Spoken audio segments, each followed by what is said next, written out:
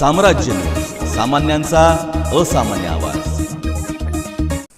बार असोसिएशनच्या अध्यक्षपदासाठी ॲडव्होकेट राजेंद्र फताटे यांचे विधी विकास पॅनल आणि ॲडव्होकेट सुरेश गायकवाड यांचे विधी सेवा पॅनल मैदानात उतरले आहे। बार असोसिएशनने एकूण 1467 मतदार आहेत। दोन्ही पॅनल प्रमुखांनी उमेदवारांना सोबत घेऊन वकिलांच्या गाठीभेटी सुरू केल्या आहेत। पॅनल टू पॅनल मतदान करण्याचे आवाहन केले जात आहे। सद्यस्थितीत सहसचिव पदासाठी विधी सेवा पॅनलच्या उमेदवार ॲडव्होकेट अनिता रणशृंगारे यांचे पारडे जड असल्याची चर्चा महिला वकिलांमध्ये आहे। दुसरीकडे दोन्ही पॅनलने विजयाचे दावे केले आहेत। ॲडव्होकेट फताटे हे पहिल्यांदाच अध्यक्षपदासाठी निवडणूक रिंगणात उतरले आहेत, पण ॲडव्होकेट गायकवाड यांनी मागच्या निवडणुकीतील चुका दुरुस्त करून प्रचार सुरू केला आहे।